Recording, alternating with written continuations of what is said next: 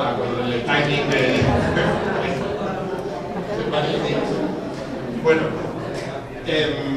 pues como habéis visto en el programa, ahora va a hablar Manuel un rato y luego vamos a tener ya, iros pensando qué preguntas pueden surgir, etcétera. Quiero que haya un debate aproximado de 30 minutos o 45 minutos con preguntas obligatorias. Os voy a señalar y voy a decir, ¿qué toca? Por ejemplo, ¿qué sentada? O sea, que no es voluntaria de no, aquí me quedo calladito. Tú, por ejemplo. O sea, que se me ocurrirá gente para hacer preguntas. Así que ir pensando en qué preguntas o cuestiones podéis ir planteando para el debate de después. Que no lo tengamos que tirar ahí del carro, Rafa y yo. Vale, así que bueno, Manuel, pues nada, muchísimas gracias por haber venido, compañero. Muchas gracias.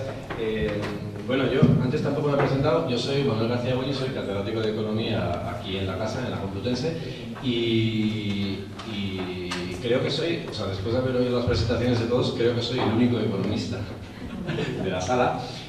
No sé si esto es bueno o malo, pero en fin, parece que es una... Bueno, el personal UCM, los staff, no sé, igual sois economistas alguno.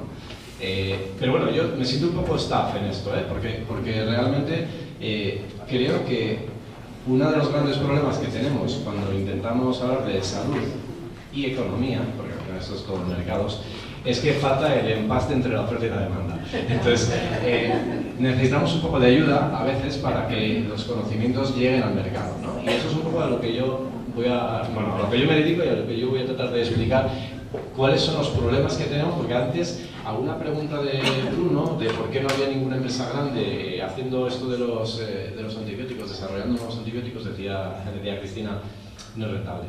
Entonces la pregunta es, ¿por qué no es rentable? Entonces, voy a tratar de explicar por qué no es rentable esto de los antibióticos para las grandes compañías y qué se puede hacer o qué se está empezando a hacer para tratar de que esto se solucione, ¿vale? Entonces, esta es un poco la idea. Aunque soy economista, yo voy a intentar... Bueno, la economía es una ciencia social, también es ciencia, pero social, y es muy sencilla, es binaria, o se entiende o no se entiende, porque es o eres racional o no lo eres. Si vosotros tenéis sentido común, me vais a entender todo, y como espero que todos tengáis sentido común, pues veréis que la economía es realmente sencilla. Bueno, vamos a empezar con, Bruno, pues es que lo he tenido que cambiar obligatoriamente porque cuando le he visto a Bruno que ponía un gráfico como este, anda ya, porque Bruno ha dicho que había 3 razones por las que había crecido la población en el mundo, ¿no? Que eran vacunas, antibióticos y no sé qué más has dicho. Lo que no ha dicho es la revolución industrial.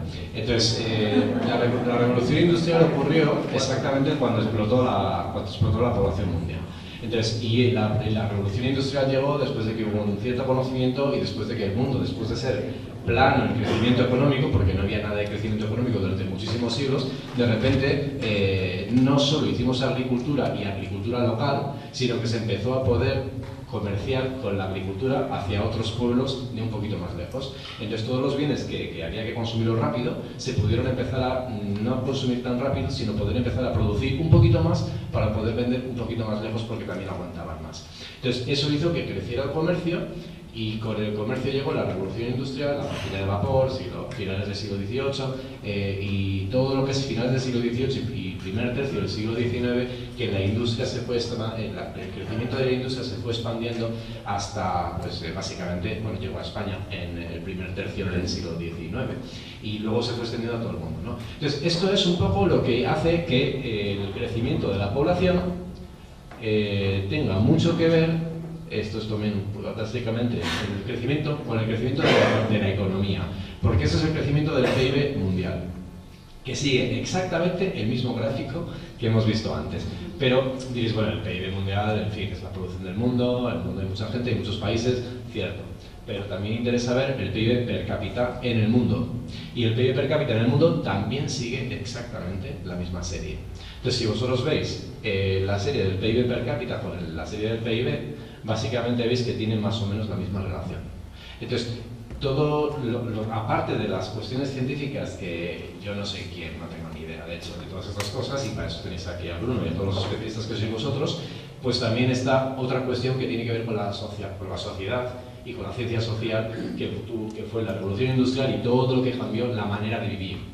Porque después llega todo lo que son las exportaciones, el comercio internacional, en fin, y hasta el proteccionismo de los últimos meses, ¿no? Pero bueno, esa es otra película. Entonces, vamos un poco a la materia. Primero, el mercado de los antibióticos. A ver, los antibióticos es un producto que se compra y se utiliza y se vende. Unos lo compran, otros lo venden. Entonces es un mercado. Entonces es un mercado y como todo mercado debe ser entendido con los incentivos que lleva la oferta y la demanda, ¿vale? Entonces, hemos dicho, no hay incentivos suficientes para que se desarrollen nuevos antimicrobianos. Ok, entonces la pregunta es, ¿por qué? Vamos a intentar ver qué características específicas tiene el mercado de los antibióticos para que no haya empresas grandes que estén intentando desarrollar nuevos antibióticos. Porque si pensamos en cualquier otro producto, yo qué sé, el coche eléctrico, ¿no? Que salieron en los primeros, y hay empresas que hacen coches eléctricos. No sé, tomates, porque hay un montón de granjas que cultivan tomates. Pero ¿por qué no hay empresas grandes que quieran hacer antimicrobianos? Bueno, pues básicamente porque tiene unas características muy específicas. Primero, los microbios desarrollan resistencia. Bueno, eso lo sabéis vosotros todos mucho mejor que yo.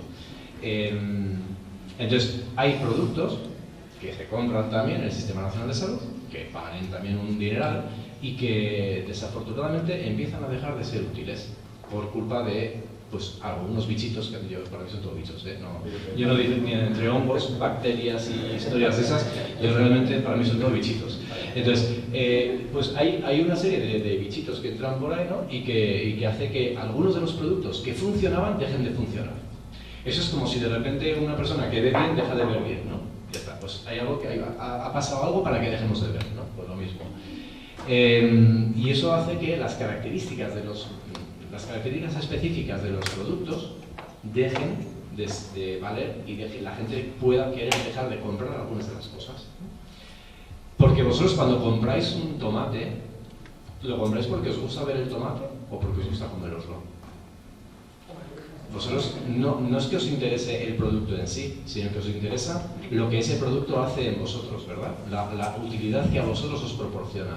Entonces nosotros siempre decimos, que los economistas decimos, que todos nosotros, porque todos somos economistas en el fondo, cuando compramos algo lo hacemos porque queremos maximizar el beneficio que nosotros sacamos, nosotros le llamamos utilidad, el beneficio que nosotros sacamos de ese producto que estamos comprando, dado el dinero que tenemos, porque luego está la restricción presupuestaria.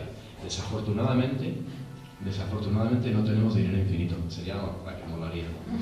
Pero no es así, desafortunadamente no es así. Y gastamos muchísimo dinero en salud y tenemos que ver muy bien cómo gastamos ese dinero en salud, ¿no? Entonces, necesitamos nuevos medicamentos, es verdad, para que solucione ese problema, pero para eso necesitamos tener el I+D durante mucho tiempo, sector público, sector privado, colaboración, por supuestísimo, pero no ocurre. Entonces, hay dos tipos de explicaciones para esto. Una es las cuestiones muy específicas de los antimicrobianos y la otra es la de los fallos de mercado, que yo creo que Raquel también ha mencionado algo de los fallos de mercado. Entonces, en cuanto a el producto en sí de los antimicrobianos, fijaos, son tratamientos de corta duración. Claro, ¿vosotros qué preferís? ¿Producir un producto que se venda a muchas unidades o pocas unidades? Y si podéis poner un precio alto, mejor, ¿no? Entonces, vender, o sea, el ingreso es P por Q. Entonces, el precio cuanto más alto, claro, mejor. Y cuanta más cantidad, claro, pues también mejor.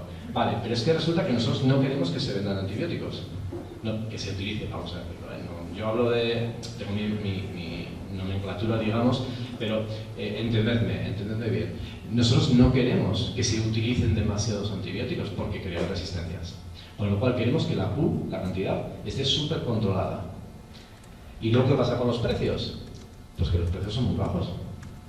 Porque ya tenemos un montón de antibióticos que son genéricos y como los precios son bajos, dices, pues ya tengo antibióticos, son encima baratos, me voy a liar yo a producir uno y desarrollar uno, hacer toda la I+D con toda la pasta que esto lleva para vender 7 cajas a 4 euros, por decir algo.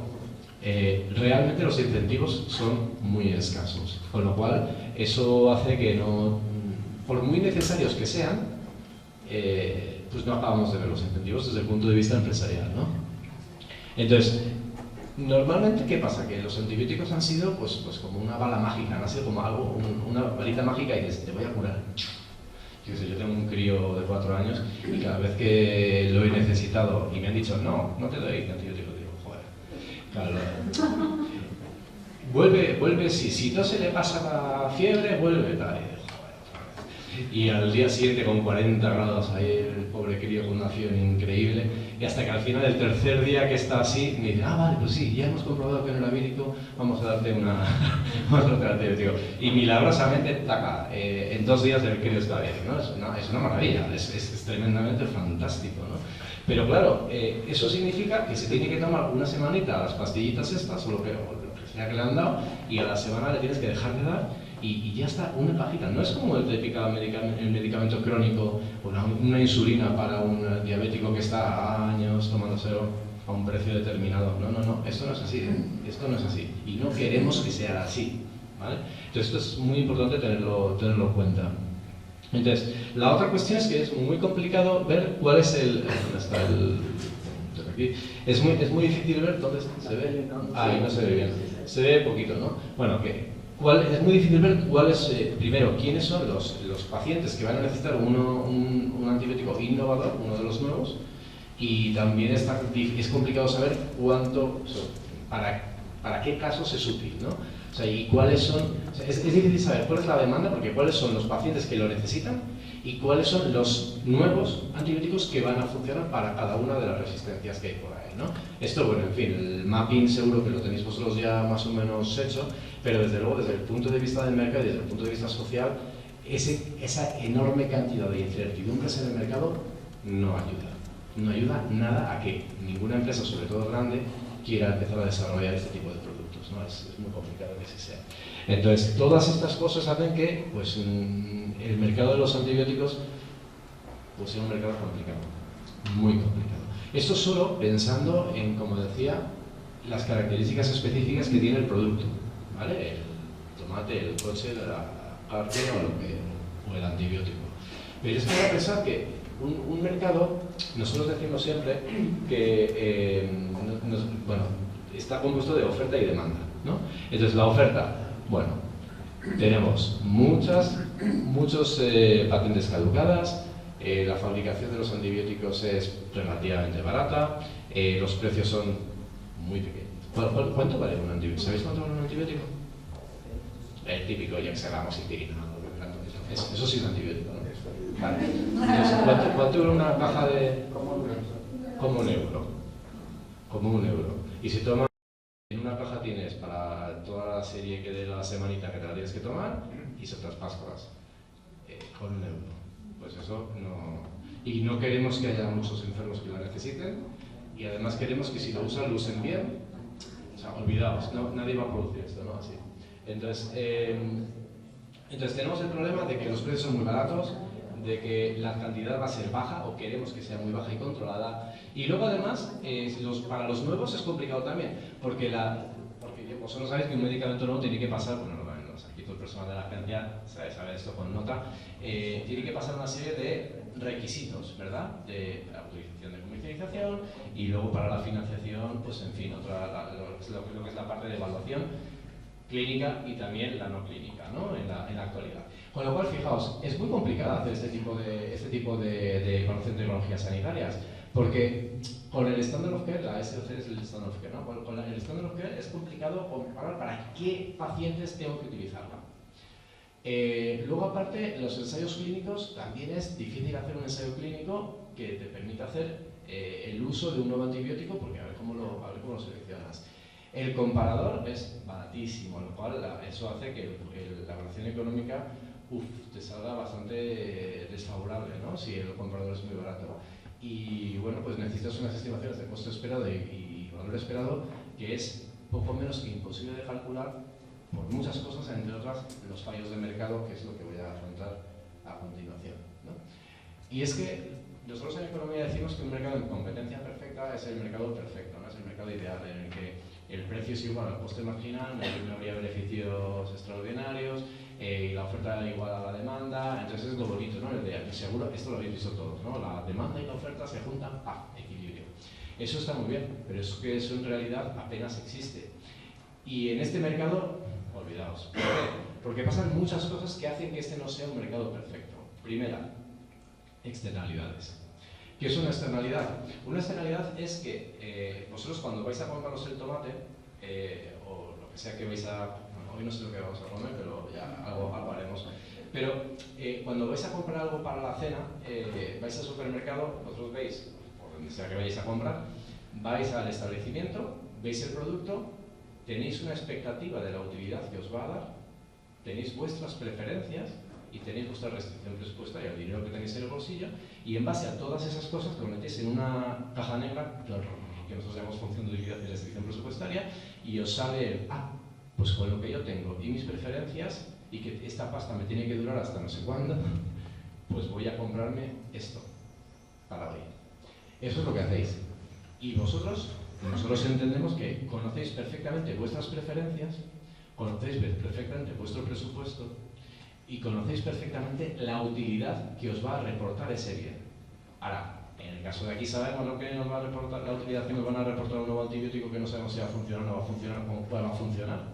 No lo sabemos. Con lo cual tenemos montones de incertidumbres y es muy complicado valorar cuál es la utilidad que tiene ese bien, ese producto en concreto, ese nuevo antibiótico. Entonces tenemos el problema de las externalidades positivas y el problema de las externalidades negativas, los dos, que ya es mala suerte, ¿eh? Pero es que hace rizar el rizo. Una externalidad positiva es que no somos capaces de entender cuál es la utilidad que nos va a dar un bien. ¿Por qué? Porque, en fin, no es fácil ver que si hay una, yo qué sé, ¿esto se llaman infecciones o cómo se llama esto? Sí. Sí. Pues si hay una infección que de repente alguien la tiene ya curada, pues ya no se la va a pasar a otros, ¿no? Probablemente. Entonces, si ya no van a tenerlo otros, yo tengo que medir el beneficio de que yo no la tengo, pero es que además otros tampoco la tienen. Eso es muy difícil de medir, porque ¿a cuántos vas a dejar que tengan por la culpa de este, no? Eso es muy difícil de medir. Entonces, eso se llama externalidad positiva. No predecimos bien la utilidad de tomar el bien. Pero es que también tenemos la externalidad negativa, y es que si lo tomo, también creo reacciones, la resistencia. Entonces, no solo no estoy midiendo bien los beneficios marginales de tomarme el producto, el nuevo antibiótico, sino que tampoco estoy midiendo bien el coste marginal de tomarme el producto. Con lo cual, eso de la oferta y la demanda que os decía antes, de, bueno, hacemos la intersección, vemos los costes, los beneficios, pumba, directito. No, aquí no, porque ni somos capaces de ver cuál es la oferta real, la oferta de lo que nosotros llamamos la que tiene el coste marginal social, ni somos capaces de ver cuál es el beneficio marginal social del producto. Entonces eso es un problema realmente interesante. Fijaos, Bruno hablaba hace un rato de las vacunas. Las vacunas es otro ejemplo claro de una externalidad, pero no tiene la negativa. La vacuna tiene la externalidad positiva, que también hace que no se infecte más gente, etc., ¿no? Pero no tiene la externalidad negativa.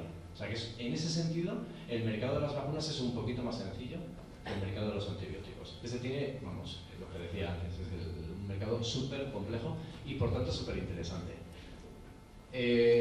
Otro problema de mercado, otro fallo de mercado, la información asimétrica. Claro, nosotros cuando hicimos lo de la oferta y la demanda decía, nosotros conocemos perfectamente cuál es el coste marginal, conocemos perfectamente cuál es el precio, la utilidad, lo conocemos todo, pero en la vida real, bueno, seguramente os habéis comprado muchas veces un tomate que parecía que estaba muy bueno y luego vais a decir, joder. Eso puede pasar, porque la información no es perfecta y funcionamos con expectativas. Nos puede pasar con todo tipo de productos, también con los tratamientos farmacológicos, también con cualquier cosa. Pero en realidad eso es más complicado que haya, porque ya tienes profesionales que te dicen lo que te va a pasar, ¿no? Pero en el caso de los antibióticos también tenemos la información asimétrica, y es que imperfecta, por cierto, es distinto información imperfecta de información asimétrica. Información imperfecta quiere decir que no tenemos toda la información. Información asimétrica quiere decir que nadie tiene toda la información, pero unos tienen más información que otros. Y eso también importa en el mercado, porque si vosotros vais a vender un coche de segunda mano, ¿qué vais a decir? ¿Que es bueno o malo? Que bueno. Y si lo vais a comprar, ¿vais a creeros al que os lo vende? Probablemente no. Entonces, eso es otro de los problemas que hay entre la oferta y la demanda cuando la oferta sabe más que la demanda o la demanda sabe más que la oferta. En este caso, la oferta sabe más que la demanda muchas veces del producto y la demanda sabe mucho más que la oferta de cuánto está dispuesto a pagar. Entonces, aquí tenemos información asimétrica por todos los bandos, por todas las partes, que también hace más complicado llegar a un equilibrio, ¿vale? La incertidumbre y la evolución de la resistencia, que es otra cosa que no conocemos, hace que también sea más difícil, porque no nos podemos fiar de las estimaciones que hemos hecho muchas veces, ¿no? Entonces, eso vuelve a perjudicar el hecho de que lleguemos a un acuerdo claro y fácil entre la oferta y la demanda, ¿no? Y luego la parte de seguros. El seguro es una cuestión maravillosa. Nosotros tenemos seguro sanitario en España con cobertura universal, pero para que lo penséis en términos de mercado, pensad en el seguro de coche o pensad en el seguro de vivienda, que no sé, que tiene casa, desde luego si tiene hipoteca seguramente tiene también seguro de casa, y al que tiene coche hay unos seguros que es obligatorio, pero otros que no lo son. Entonces uno elige cuánto se quiere asegurar, ¿vale?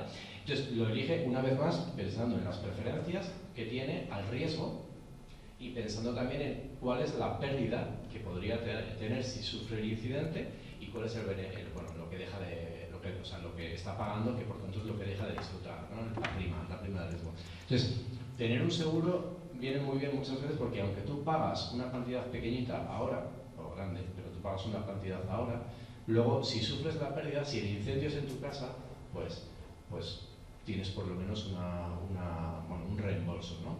Lo que sea. Fijaos que la diferencia entre el asegurado y el asegurador es que el asegurador sabe que una de cada 1000, por ejemplo, viviendas se va a quemar, pero no le importa cuál. Pero a nosotros sí nos importa, porque o es la nuestra o no es la nuestra. Entonces es muy importante también que veáis un poco la diferencia entre quién es el asegurador y quién es el asegurado para ver cuáles son las preferencias, ¿no?, de los individuos. Y es un bien complementario porque gracias a que tenemos antibióticos buenos, si los tenemos, vamos a poder muchos de los otros productos van a funcionar. En cambio, si no los tienes, de repente la utilidad marginal de recibir un tratamiento cuando no tienes el antibiótico, bueno, pues es bastante más discreta, ¿no?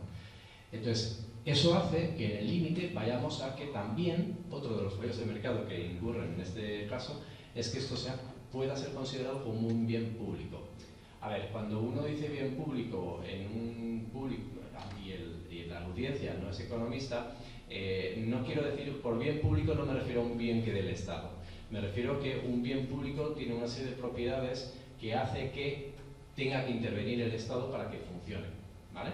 Y eso es lo que ocurre aquí.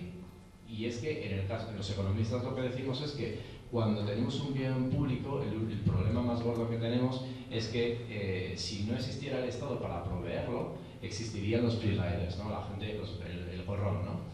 Que es que nadie va a querer pagar algo que te lo van a... O sea, que porque si yo no lo pago, me lo van a acabar dando y yo lo puedo disfrutar, pues ¿para qué lo voy a pagar yo? Entonces, si esto es el típico ejemplo es el del faro, ¿no? El faro de un puerto pesquero, ¿no? Si no hay faro, todos los barcos se van a estrellar. Se van a pegar un palo con las rocas que hay por ahí. Pero si hay un faro, todos van a... O sea, si hay luz por la noche, los barcos van a saber por dónde tienen que entrar al puerto. Entonces, ¿quién va a hacer el faro? ¿Lo va a hacer un individuo, un pescador? No. Porque seguramente no tiene el músculo suficiente para hacerlo y no tiene los incentivos. Porque sabe que si lo hace otro, él se beneficia igual. Porque una vez está la luz ahí, pues nadie le va a impedir que utilice esa luz. Lo mismo pasa aquí. Entonces, los bienes públicos son esos bienes en los que necesitamos que el Estado intervenga, los provea de alguna manera, porque de otra manera no llegarían al mercado. Y eso lo vamos a ver aquí, ¿no? Os hablaba de lo de las curvitas, ¿no? Pues aquí tenéis la curva de oferta, que es esta cosa de aquí, que es el coste marginal, esto viene derivado por el coste marginal de la producción, está incluido el I+D, está incluido todo. Y aquí la curva de demanda, que es esta decreciente, que tendría que ver con el beneficio marginal, es decir, la utilidad que nos proporciona, ¿no? Entonces, el equilibrio de mercado, si todo fuera perfecto, sería este. Este sería el precio, esta sería la cantidad, ¿no? Eso es lo que ocurriría en un mercado normal. Pero, pues este mercado os decía que no es normal, entonces tenemos que hay una externalidad negativa derivada de las resistencias que se crean por la utilización de los antibióticos, y esto hace que no midamos bien, no sé si, ¿veis este puntillo o no lo veis? Sí, vale. Pues no sabemos, o sea, en realidad nosotros no tendríamos que estar mirando esto, que es lo que nosotros observamos, sino que tendríamos que estimar esta de aquí, que es más difícil de estimar, ¿vale? Para ver cuál es el nuevo equilibrio que debería ser el punto E'. Pero eso es la externalidad negativa, pero es que también tenemos la externalidad positiva. La externalidad positiva es que si nosotros tuviéramos en cuenta que por nosotros utilizar el buen antibiótico o no utilizarlo en el caso de que no haya que utilizarlo, estamos mejorando la vida de más gente además de la mía, entonces la utilidad la utilidad de ese producto sería mucho mayor y la demanda se desplazaría hacia la derecha. Y el equilibrio ya sería el sigui'ente, el E', ¿vale? Entonces, eso sería solo con las externalidades. Pero luego os he dicho que tenemos el problema de las incertidumbres. Y la incertidumbre lo que hace es que, oye, por si acaso le voy a dar el antibiótico al crío, que está con 41 de fiebre y pobrecito mío, ¿no? Entonces, eso hace, la incertidumbre hace que no sepamos calibrar bien hacia dónde tiene que ir la demanda, si es un poquito más o es un poquito menos, ¿vale? Y lo que acaba ocurriendo es que, por precaución, subimos un poquito la demanda, no vaya a ser que luego me pongan un juicio por en España, no se estiran todavía lo de los juicios, pero en otros países sí que se estira lo de los juicios por falta de atención o por mal praxis o lo que sea, ¿no? Entonces, esto hace que subamos a un equilibrio que ya no lo señalo, pero que todavía haría que el precio fuera más elevado todavía y la cantidad demandada, pues depende, no lo sé, depende un poco de la curvatura de cada una de esas funciones, ¿vale? Dependiendo si es más elástica o menos elástica, o sea, si la pendiente es mayor o menor, pues tendería a crecer más o menos la cantidad. Y ni siquiera he hablado todavía de que es un bien público. Y un bien público lo que quiere decir es que nosotros normalmente lo vamos a tener que pagar entre todos, en España, en el caso de España, con impuestos, ¿no? Y eso hace que no tengamos que pagar cada uno ese precio, sino que ese precio se va a particionar por todos, de alguna manera. Y eso es lo que los economistas decimos que es una suma vertical, en vez de una suma horizontal, ¿vale? Entonces, bueno, eso es básicamente el problema que nosotros tenemos en el mercado. Y estas son las posibles soluciones. Esto es un artículo viejo, es del año 2013 ya. Como veis, esto es un problema que no es nuevo. Y si os fijáis, pues hay montones de programas que se dividen en los push y en los pull, ¿no? Los push son los que intentan empujar a la investigación antes de que el producto esté en el mercado, ¿vale? Esa es un poco la idea. Y los pull se trata de tirar del producto. Una vez el producto ya está ahí, lo que queremos es que entre en el mercado porque, a ver, un producto, yo que sé, imaginaos que hay un producto mágico que cura cualquier enfermedad que es incurable hoy en día. Maravilloso, pero si no lo traes al mercado, pues ¿de qué te sirve tenerlo? Pues para nada. Entonces, lo que nosotros queremos es que primero queremos que exista el producto y después que si existe el producto, que llegue al mercado, que haya acceso. Y el acceso, en el caso de un país como España, con nuestro Sistema Nacional de Salud, es un acceso equitativo. Entonces tiene que ser equitativo, por cierto, con equidad horizontal. Equidad horizontal significa igualdad de acceso para igualdad de necesidad, ¿vale? No igualdad para que a todo el mundo tenga su cajita de no sé qué medicamentos, no, eso sí que no. Entonces, tenemos push y pull. Los push sobre todo tienen que ver con ayudas a la investigación, como los PERTE que ha contado Raquel hace un rato, y hay otro tipo de medidas que sería tax credits, ¿no? Que son impuestos a empresas, impuestos adicionales a empresas, ¿vale? Ahora os contaré un poquito más de esto. Y luego están los pull, que hay pues de miles de formas, y que aquí desde el punto de vista teórico tenéis algunos ejemplos, pero yo lo que voy a hacer en los siguientes minutos es contaros lo que se está moviendo en los países de nuestro entorno para que veáis qué tipo de soluciones se están proporcionando, ¿vale? Entonces, en cuanto a las push, decía, las ayudas directas, que ya os he contado y que nos ha contado Raquel, que es cualquier cosa, ¿no? Programas internacionales, los europeos, el PERTE, una beca nacional, una ayuda de la universidad, cualquier cosa que tenga que ver con una ayuda a la investigación podría encajar como un incentivo push, ¿vale? Y luego están los impuestos. Nosotros podemos meter el regulador puede implementar una tasa a quien crea oportuno mediante la regulación. Y eso lo que puede hacer es que se podría implementar un impuesto o una tasa a todas las empresas que no están invirtiendo en I+D de nuevos antibióticos. ¿Para qué? Para financiar con esa bolsa a las empresas que sí lo están haciendo. Entonces, esto es una manera de hacerlo. Es una manera que tiene algunas cosas buenas y otras cosas que no son tan buenas. ¿Qué cosas buenas tiene? Bueno, pues que está considerando que el ejemplo del bien público. Es decir, eso que os decía antes, que nadie tendría incentivos a construir el faro, porque ¿para qué? Si una vez esté ahí yo me lo voy a usar igualmente, si puedo evitarlo no lo pago. Eso lo estaríamos evitando porque el Estado es el único que tiene la capacidad coercitiva, con lo cual, con esa capacidad coercitiva me va a obligar a mí a que yo pague un impuesto y con ese impuesto sí se va a financiar. ¿Vale? Entonces esa es un poco la idea del bien público y fomenta la I+D en los antibióticos, ¿no? En los nuevos antibióticos. Pero estaríamos financiando la I+D en antibióticos de manera un poco, en fin, sin ser quizás demasiado riguroso o exigente para ver qué tipo de investigación sí y qué tipo de investigación no evita esa tasa, ¿no? Claro que se puede regular y se puede ir al detalle, ¿no? Pero la idea sería que no tenemos que financiar cualquier investigación que mire antibióticos, sino que tiene que ser un poco más dirigida, ¿no? Raquel estaba diciendo antes, el bottom-up o el caso, del río abajo, aguas arriba o aguas abajo, ¿no? Entonces, cuando pensamos en la financiación de arriba hacia abajo, es una investigación mucho más dirigida. Entonces, tenemos que saber cuáles son las prioridades. El regulador tiene que saber cuáles son las prioridades que tiene que ayudar para que cuenten en este tipo de programas de financiación.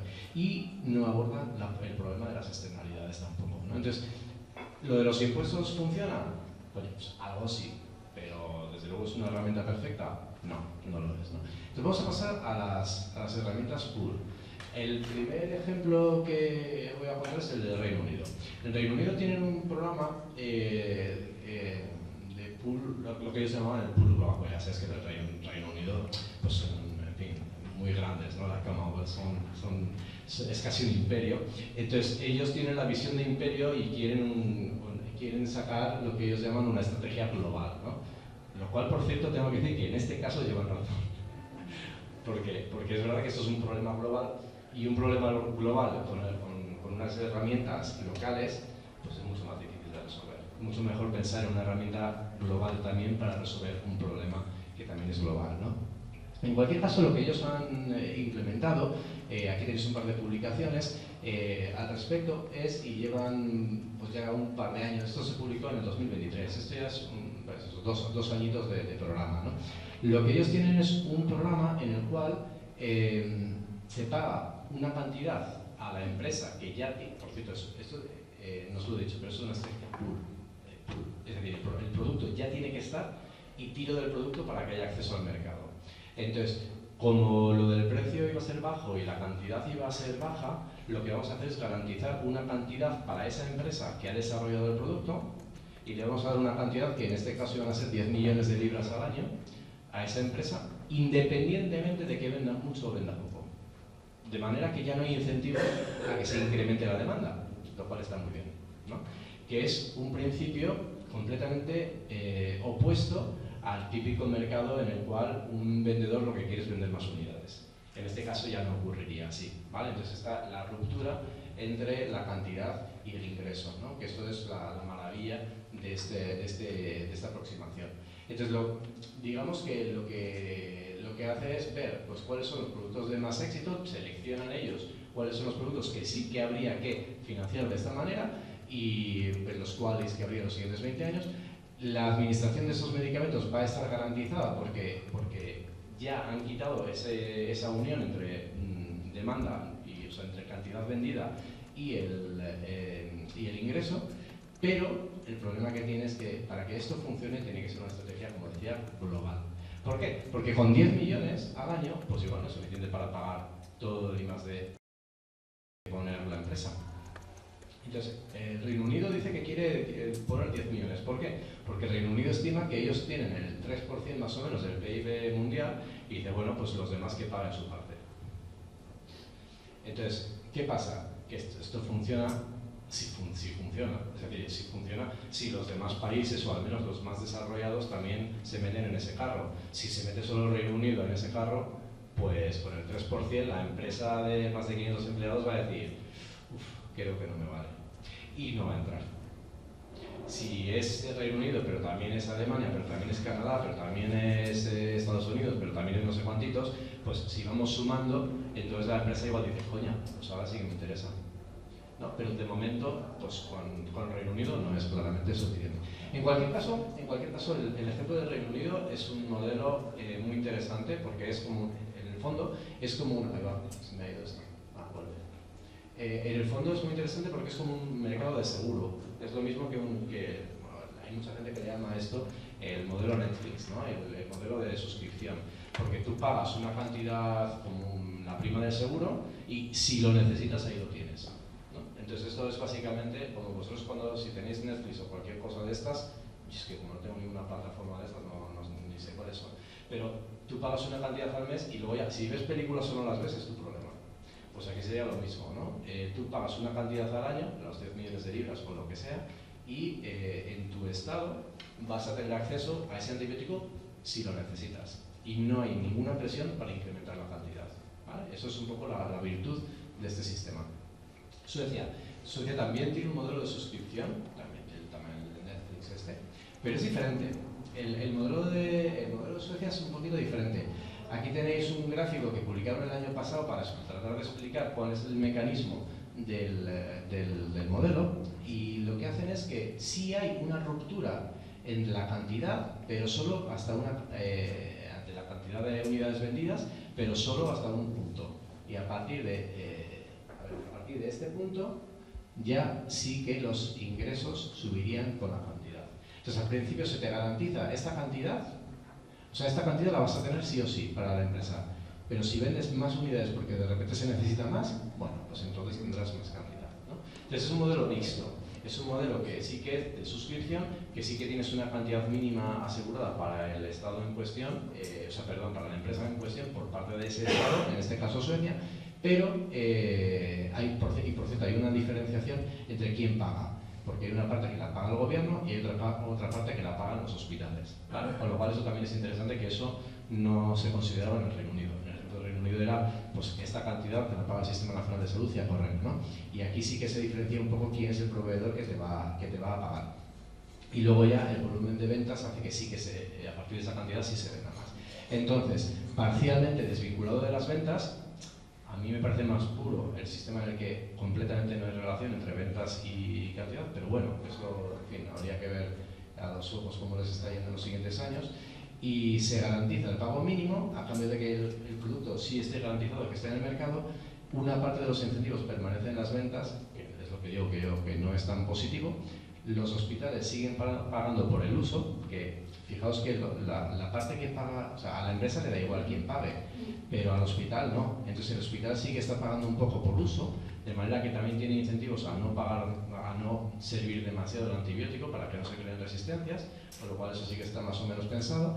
Y pues eso, entre el Estado de los hospitales y el gobierno están pagando hasta ese nivel con el área verde. Entonces, lo que pasa es que Suecia sabe que solo con este modelo no es suficiente. Tengo tiempo, me estoy yendo. Ya, no, realmente más bien, o sea, culpa ha sido nuestra que hemos extendido un poquito. Vale, bueno, intento ir un poquito más acelero. Bueno, entonces, Suecia sabe que este modelo funciona, pero funciona, en fin, que necesita ayudas. Entonces hace más cosas. Por ejemplo, ¿qué otras cosas hace? Pues refuerza el acceso a los antibióticos sin protección de patentes más antiguos, que pensaban que podía haber riesgo de no disponibilidad, y luego pues han creado una plataforma, el Platinea que ha surgido como una colaboración para optimizar el uso de antibióticos que ellos creían que podían estar en riesgo de no estar disponibles en el país. Entonces hay una plataforma que les ofrece mucha información sobre esto, y pues una cosa que sí que va en línea con lo que estamos hablando de los problemas globales. En fin, los suecos pues tiran para casa y quieren tener ya una alianza con los países nórdicos en este respecto, ¿no? Ya más a nivel global. Otro país que hace muchas cosas es Estados Unidos, pero bueno, en Estados Unidos básicamente tenemos un ACTA, una ley que es la ley Pasteur del año 2020, que se ha medio implementado, que dijeron que iban a dar 11 billones, que al final dieron 6, que en fin, que tienen problemas en Estados Unidos tienen sus problemillas también.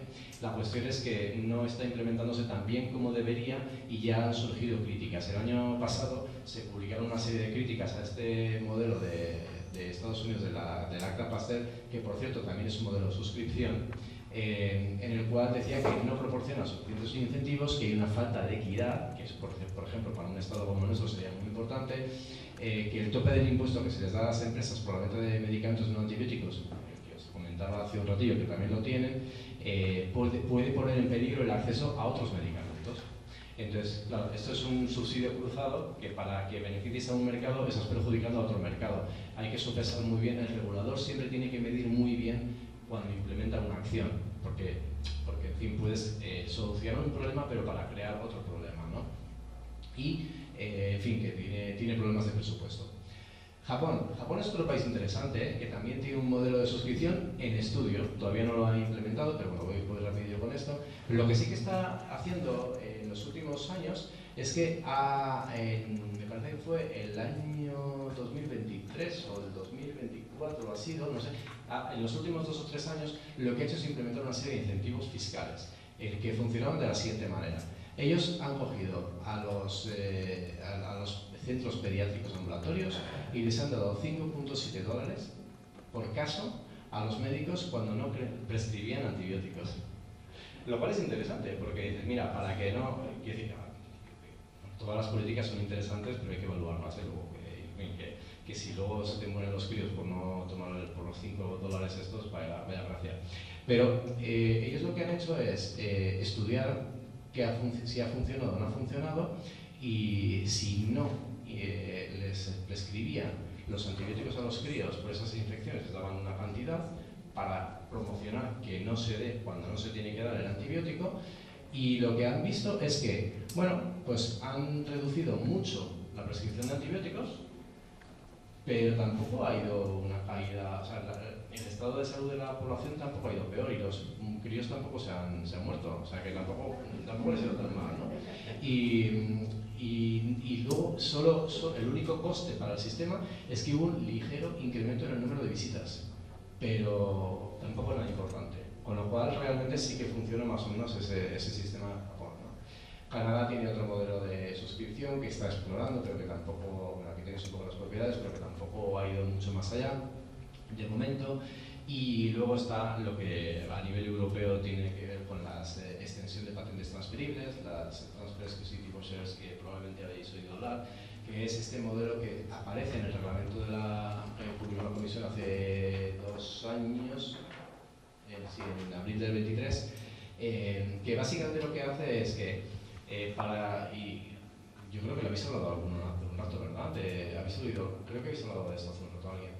Lo que hace básicamente es que se extiende la patente de un producto que está bajo patente ahora mismo al cambio de una especie de subasta en la que una empresa, la empresa que tiene la patente que está a punto de caducar, da una... ¿cómo se dice PIT en español?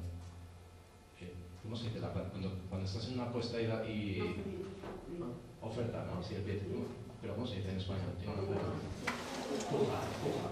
Entonces, cuando la empresa puja, y si gana esa puja, pues para su producto que está a punto de perder la patente se queda con un año más de patente, con lo cual disfruta de exclusividad de mercado para ese otro producto durante una temporada más, a cambio de pues, tener el acceso a ese antibiótico durante una temporada. Entonces, ¿qué pasa? Esto está muy bien porque esto está a nivel europeo, que tiende hacia la estrategia global, está incluido ya en la Comisión, pero tiene una ventaja principal. La ventaja principal es que los estados no tienen que pagar nada ahora. Porque el problema de un antibiótico o del modelo de suscripción es que esos 10 millones de libras el Sistema Nacional de Salud los tiene que sacar de algún lado. O los 10 millones, o los 15, o los 20, o lo que sea, o los 3, ¿no? Entonces, esa cantidad la tienes que sacar de algún sitio. De esta manera no tienes que sacar nada, porque alguien, la empresa que está pujando, es la que va a poner ese dinero. Entonces, esa es la gran ventaja en el corto plazo para esta solución que Europa está considerando. Problema, es una solución cruzada, y por arreglar este mercado sabe Dios cuál es el otro mercado que estás tocando. Y al tocarlo, pues igual es para bien, igual no es para bien. Eso no lo sabes. Entonces hay que examinar muy bien si extiendes la patente durante un año, pensad el típico, bueno, aquí tenemos a MCD, pero voy a decir algo que a ver qué me dice Cristina luego, pero si tú tienes un producto bajo patente que está a punto de terminar su patente y que después hay una entrada de biosimilar que está a punto de llegar al mercado, con ese biosimilar sí va a ahorrar un montón de dinero el Sistema Nacional de Salud. Entonces, cuidado, porque si extiendes esa patente, no pagas el coste de esa patente, no pagas el coste del antibiótico hoy, pero lo estarás pagando el año que viene porque estarás pagando un poquito más de cantidad por un producto que de otra manera lo ibas a tener. Entonces, digamos que estás desplazando el problema de un mercado a otro mercado, ¿no? Entonces, eso es lo que quizás a mí me disgusta más. Luego, no es fácil de diseñar, la renta para el tratador puede ser demasiado alta porque va por pujas, entonces por pujas puede ser que pague simplemente €1 más que lo que iba que la siguiente puja. Entonces, €1 más que la siguiente puja es que vaya la patente de un mercado, de un producto a otro producto, que puede ser completamente diferente, con volúmenes completamente diferentes, que también habría que examinar eso, ¿no? Y no diferencia entre antimicrobianos. Bueno, eso se podría mejorar con la regulación, ¿eh? Eso tampoco sería un gran problema. Pero bueno, y otro problema es que es solo de Europa, no es global. Vale, Europa, nosotros en Europa creemos que Europa es el centro del mundo, pero es que realmente el mundo es un poquito más grande que solo Europa. Y luego está otra cosa, que son los compromisos anticipados de compra. Esto voy a ir muy rápido, pero para que lo entendáis. Eso es básicamente lo que pasó con las vacunas de la COVID hace unos años. Entonces, ¿qué es lo que, bueno, voy rápido. Y os cuento que este señor, Kremer, se ganó un premio Nobel. No solo los Nobel de Medicina son para esta historia, sino que un Nobel de Economía también funciona. Este señor ganó el Nobel de Economía hace unos años, en el año 2019, por este tipo de modelos de compra, en el cual básicamente para un bien en el que tienes problemas para vender en el futuro, porque digamos que la investigación es demasiado costosa, etc., pues tú lo que puedes hacer es directamente garantizar una serie de cantidades que tú ya verás cómo las vas repartiendo en el tiempo, los pagos, ¿no? Entonces ahí tenía este modelo básicamente en el que tú veías antes de que el T0 es cuando va a poder salir al mercado el producto. Tú tienes que antes del producto, o sea, en el desarrollo del producto sería la parte de antes, pero tú ya le estás dando dinero a esa empresa desde antes de que salga el producto al mercado, y luego tienes la parte de después, ¿no? Entonces, experiencias que ya han funcionado con este tipo de compras anticipadas, pues desde luego lo que más conocemos todos es la COVID, pero ha habido más, el ébola o el pneumococo, ¿no? Entonces, que no todas las vacunas. Entonces, en definitiva, hay un montón de soluciones que nosotros estamos trabajando en ellas y que en algún momento saldrán. Ahora, sí que os digo una cosa, con una sola no funciona. Eso es un problema global, o todos los países, o al menos los más importantes con PIB más grande, se involucran y tratan de sacar dinero para esto, o realmente será muy complicado que los incentivos funcionen. Y con los pull y los push, con todos sí, pero solo con push no, y solo con pull, dependiendo del pull, tampoco va a funcionar. Entonces yo creo que hay que mezclar varias estrategias pull junto con las estrategias push para que esto sea más o menos factible, y así pues